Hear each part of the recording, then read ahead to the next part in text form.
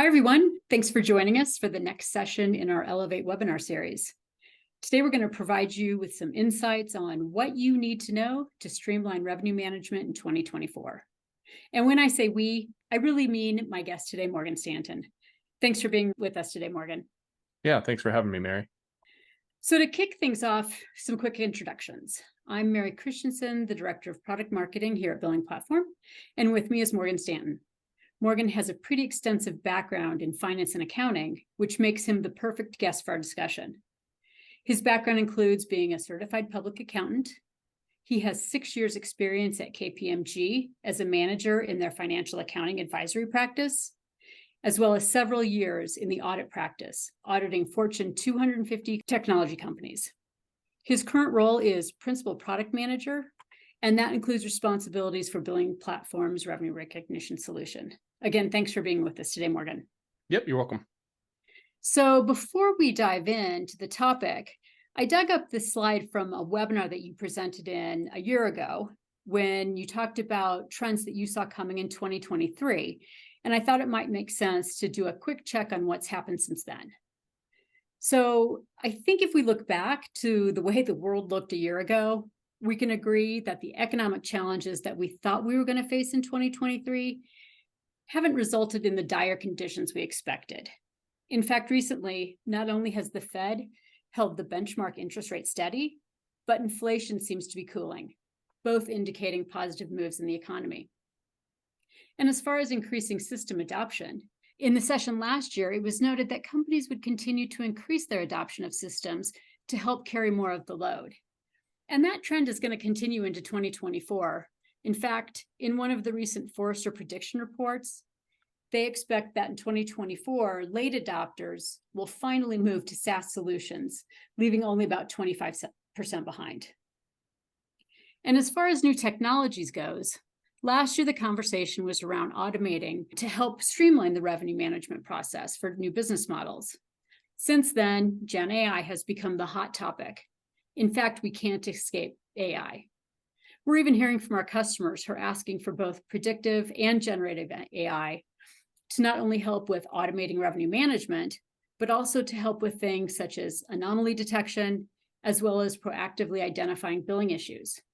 Morgan, I know you have given this a lot of thought and can see the benefits of adding AI to the revenue management process. So we're looking forward to having you dig into that in a little bit. Yeah, definitely.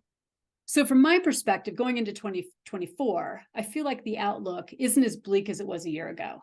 However, there are still some challenges with how companies can grow and manage their revenue. Morgan, what do you think? Do you agree? Do you disagree? Do you have anything to add? Yeah, I think the last time we talked, it was kind of the beginning of this whole economic downturn. There were challenges, there were a lot of unknowns.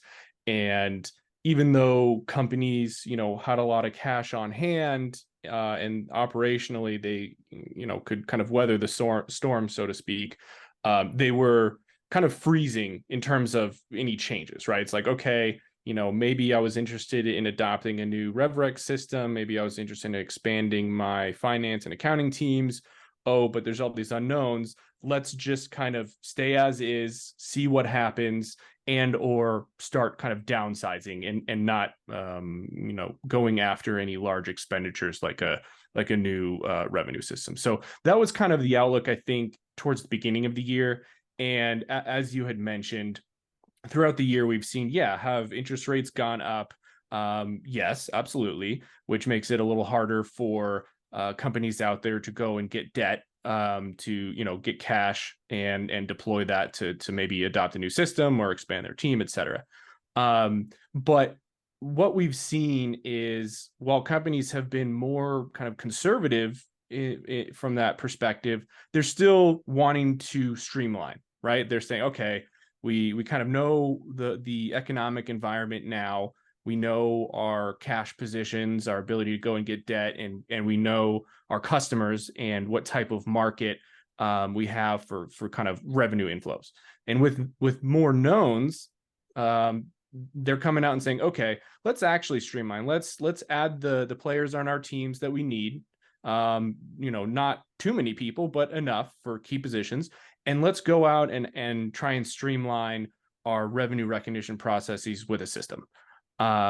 Now, are they much more conservative in what they want to spend? Absolutely. And what we've seen there is not necessarily a decrease in companies wanting to adopt systems, more so wanting more phased approaches. It's like, okay, we want a system to totally overhaul our back office, but maybe we just do, the RevRec module as a phase one, or billing as a phase one, and then we'll tackle the rest of it kind of in a subsequent year, so to speak. So that's kind of the environment we're seeing. And new technologies as they come out are starting to get integrated into those offerings. And I think you had mentioned AI.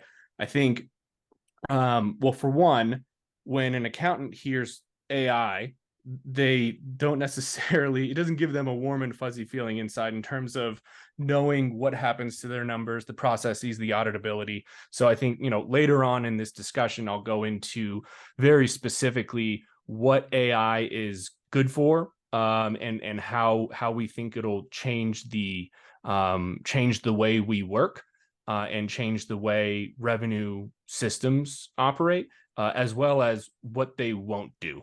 And I think that'll be an important distinction to kind of outline, like, how that tool will be used to save time and money, versus not. Right. Spot on. Great recap and some great insights already. So as we dig into streamlining revenue management, you are the resident expert here at BillingPlatforms. So what do you see as the keys to achieving this? So, I mean, yeah, we've got a couple, or I guess three points here. First one being automation, automation, to be specific. And this one, the theme hasn't changed, right? This has been kind of the primary value proposition for revenue management systems, kind of since the beginning, right? It's like migrating from spreadsheets and manual processes to automated processes. And I think over the last probably 12, 24, 36 months, systems out there are continuing to add capabilities to automate more of the process. And it's not a binary yes, no, like, can you automate this or not? The revenue process, especially for enterprises, is so complicated, and has so many steps and so many variables and permutations that there's no system out there that will automate 100% of a enterprise revenue process. And if a solution out there says they can do absolutely 100%, I would be very suspicious. But what we're seeing is that we're making headway, right? It's like, as an industry as a whole, all the solutions out there, including Billing Platform, depending on the specific needs of that particular customer, we're saying, okay, 3 years ago it was 60%. Last year it was 75%. This year's 85%, right? Like, we're all continuing to add capabilities that are approaching that 100%. And so the key there is to, continue to strive towards more coverage of automation, but also strategically thinking about, okay, what parts of my kind of revenue process as a company can be automated, and what parts can't, and how can I have those operate in tandem, kind of in sync, in some sort of efficient manner now, and with a plan to automate those remaining parts in the future as the systems gain capabilities. And something that comes to mind specifically here is like very complex contract modifications under ASC 606 that require constant variable consideration, updates to performance obligations, disaggregating performance obligations into or billing items into multiple performance obligations, all combined, like all of these discrete complex cases in and of themselves combine in compound into even more complexity. So those are the types of things that I think are solutions are still struggling to do, but the market still needs that type of automation. But it's an exciting time because we're getting there very quickly.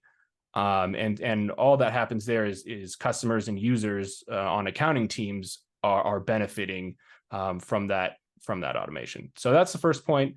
The second one, if we think about this in terms of like automation is system, and continued move to centralized operations is more of the human and process factor of this, right? Like, so you have a system that can automate things, but you can't think of that system in a vacuum.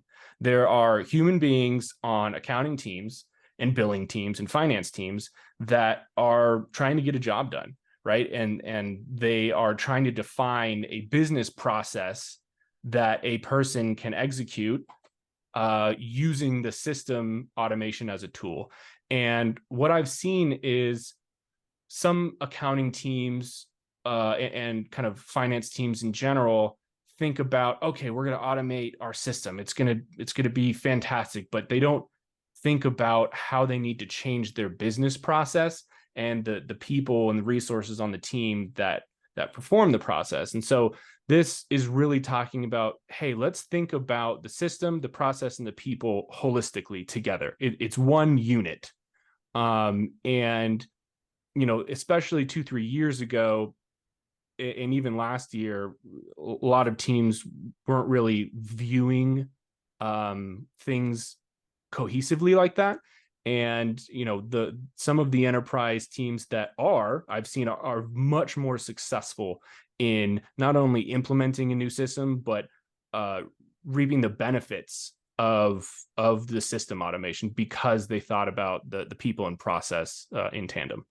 And then lastly, we've got kind of AI, right? It's like, whoa, ChatGPT came out, Gen AI, this whole wave of capabilities, and normal people like you and me can go on chatgpt.com and sign up and start asking questions and get amazing, almost scary answers just with how accurate it can be. And so we start thinking about what can AI do for us and what can it not do.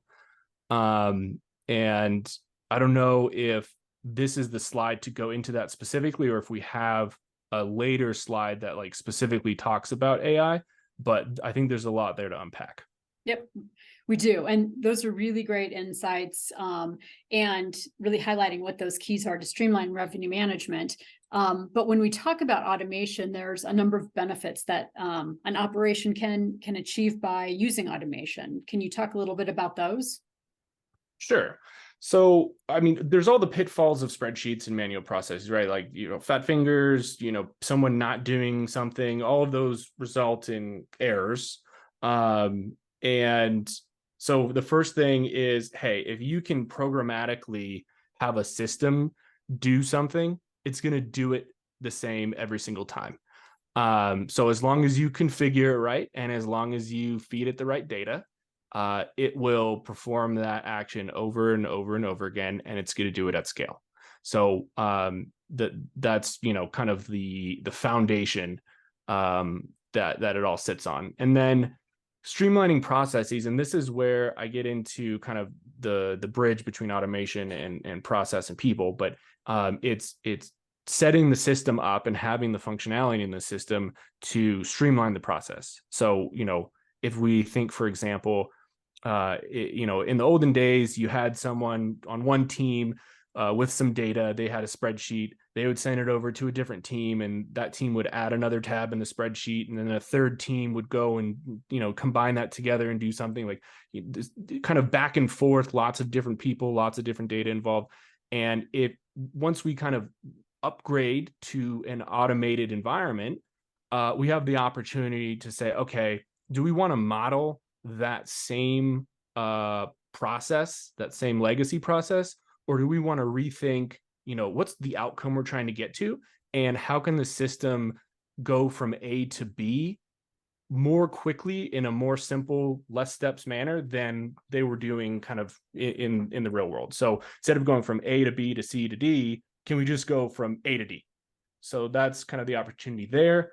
And then obviously lower costs, right? Like if we can have a system do, all the heavy lifting, you don't necessarily need to hire more people as the company scales, right? I mean, you inevitably will need to in some areas, but in terms of like the accounting, billing, finance, operational teams, you if you had people crunching numbers, creating spreadsheets, reviewing spreadsheets for accuracy of setting it up and all that, if a system does that automatically, those people can be deployed to do something more kind of value add, and obviously that would lower costs.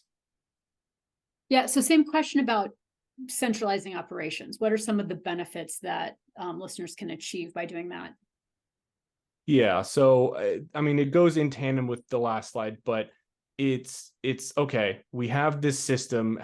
It's not how the system integrates into our business process. It's how do we rethink our business process now that we have this kind of automation capabilities with a new system. And that's where you can kind of really put your efficiency cap on and use it as an opportunity to reinvent how your teams get stuff done. And there's best practices and guidance out there on streamlining that. So certainly teams will want to go and seek that out. And a lot of that comes from the whoever you bought the system from. Let's say billing platform, you bought our billing and RevRec modules.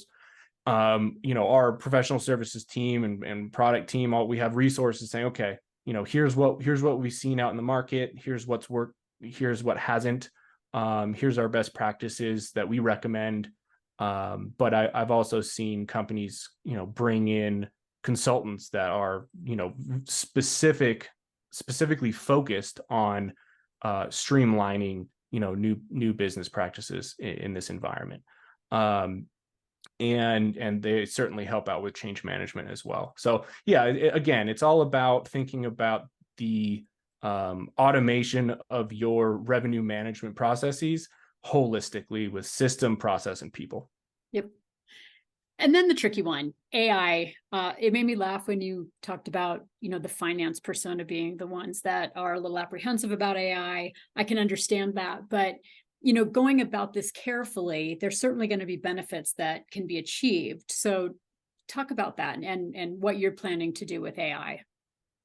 Yeah, and I think it's nuanced. So it's not necessarily the finance folks. Like finance teams are probably more excited about AI than accounting teams, but it's the accountant, it's a revenue accountant, the staff accountant, the controller, all of those folks on the teams are thinking very carefully about AI and probably not, they don't want to be the first adopters. And the primary reason for that is it's a black box.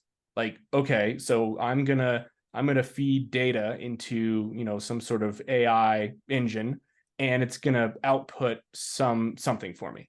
And if you're talking about insights and detecting anomalies, absolutely super excited. Like, I think all of that, zero risk.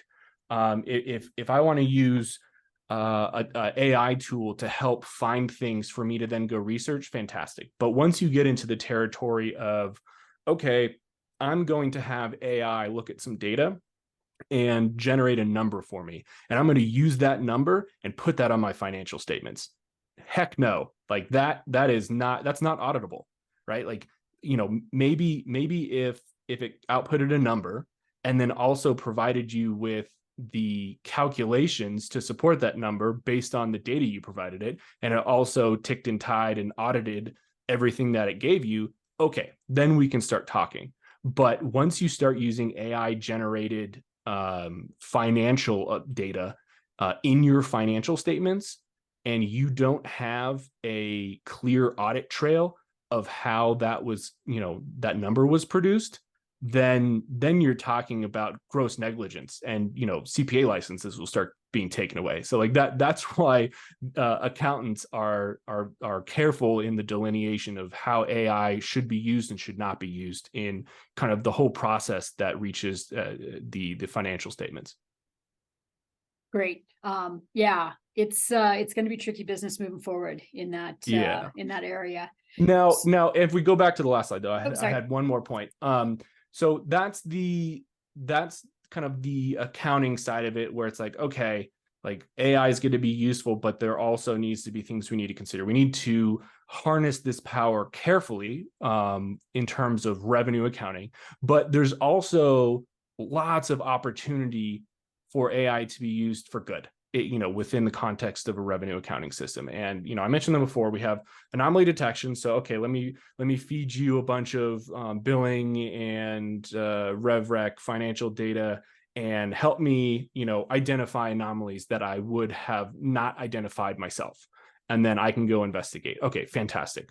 Uncovering new insights, like maybe I look at my general ledger, look at my billing, look at all these different pieces of data in my system, and tell me some insightful things on how my business is being run, that I can then go take to the executive team with some suggestions on how we can increase revenue, decrease costs, et cetera, et cetera.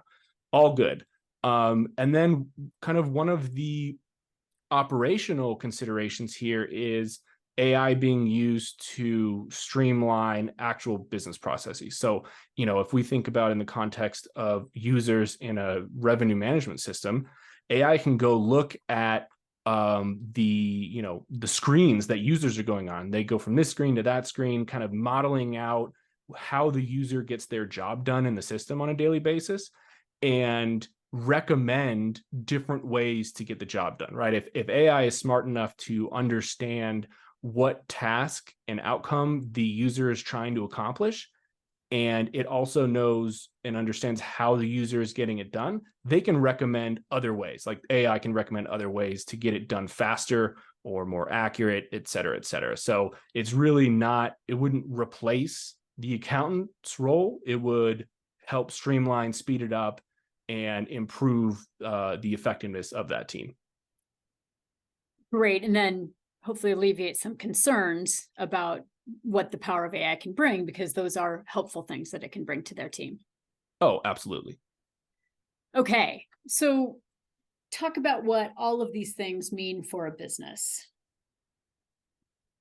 I mean, if you think about it all together, it's bringing the kind of back office financial operations of a company into kind of the next generation.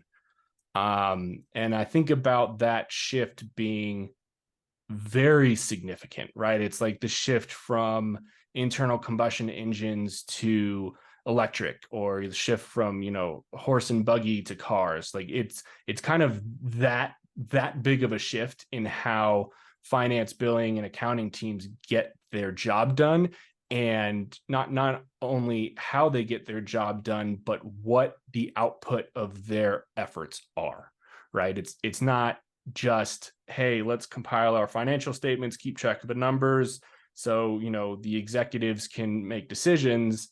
It's kind of giving much more power to each person on the team. Like if a lot of my grunt work, if I'm a staff accountant, if a lot of it is done by the system, and I'm not creating data from scratch myself or entering data myself, I have more time to think creatively about how I can impact the business. And not just do I have more time, but okay, you give me an AI tool in the system that has access to the data, then I can start leveraging that AI tool to go out and find insights and find ways to increase productivity and efficiency and all those things. Like it's, and then I can go put that in a deck and pitch it to, my team, the controller, the CFO, et cetera. So it's very empowering, not only to the business as a whole and the C-suite, but also to the individual user. Yeah, and those are some really powerful benefits that our listeners can achieve if they take some of the steps that you've talked about today. So thanks for that. Yeah, absolutely. So with that, thanks, Morgan. It's always a pleasure talking to you and getting your insights on things to come. I'd also like to thank our audience for being with us today. And if you'd like to learn more about streamlining revenue management, I encourage you to reach out to us. And with that, thanks for joining us, and we hope to see you at a future Elevate Series webinar. Cheers. Awesome. Thanks so much. Bye.